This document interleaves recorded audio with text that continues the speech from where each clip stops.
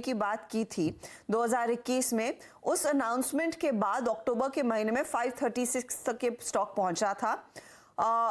कुछ समय उसने बिताया, फिर करेक्ट होकर 490 पर आया, फिर उसमें तेजी देखने को मिली, फिर करेक्शन आया। तो the stock has seen its fair run of corrections and recoveries as well. Mitul, इस दरअसल प्लान के बाद, क्योंकि कंपनी साफ कहती है कि इनका इलेक्ट्रिक पाथ और एक्सेलरेट होता हुआ दिखाई देगा, यहां से किस तरह के रिटर्न्स बनने के आसार हैं? स्टॉक करीब 474 पर है।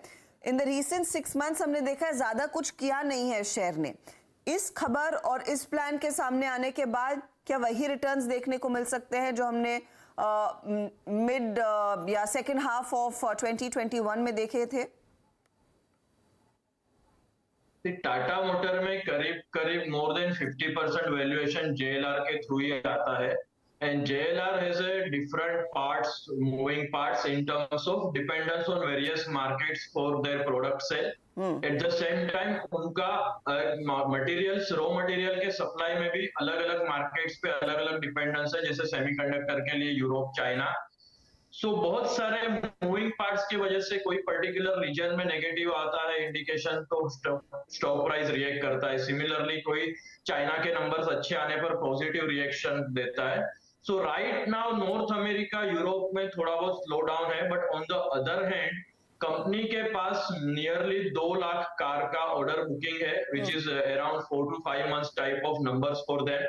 तो ऑर्डर बुकिंग स्ट्रॉन्ग है, सेमीकंडक्टर सप्लाई इंप्रूवमेंट है, और ईवी पुश में भी जो कंपनी ने कैपेक्स दिखाया है 15 billion for 5 years, that is like a 3 billion per year, वो नियरली अर्लियर इंडिकेशन 2.7 2.8 बिलियन के आसपास का ही है, तो कोई नेगेटिव सरप्राइज नहीं है।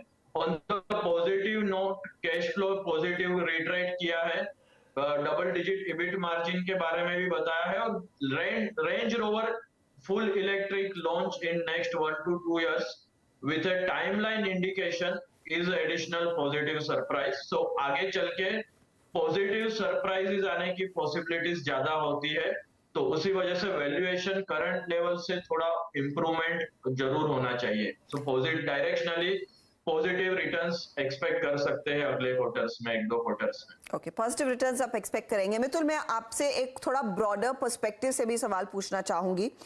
हमने टेस्ला के नंबर्स देखे, वहां पर रेवेन्यू में थोड़ा सा दबाव देखने को मिला है।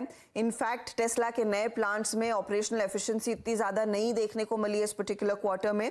दैट बीइंग सेड, मैसेराटी जैसे प्लेयर्स भी 2025 तक एक बहुत स्ट्रॉन्ग ईवी पोर्टफोलियो लेकर आएंगे। आप पहले कह रहे थे कि सब BMW, ऑडी, मर्सिडीज, ये सब ईवी में पैसा निवेश कर रहे हैं। How does JLR stand amongst all these competitors? JLR में in terms of product, particularly अगर लैंड रोवर की बात करें, तो लग्जरी SUV सेगमेंट में ऑलवेज ये टॉप रैंक रहा है। So despite there is already presence in SUV segment by other car makers, land rover is most preferred globally. और in terms of technology on EV side, definitely जैसे मैंने पहले बताया कि Tata motor Nexon, of course it is a basic model, not a luxury car, but EV technology में उन्होंने एक successful प्रदर्शन दिखाया है लास्ट 3 साल में, और हम समझते हैं कि ये मेजोरिटी ऑफ द 80% से ज्यादा R&D सपोर्ट JLR का ही होगा इसमें।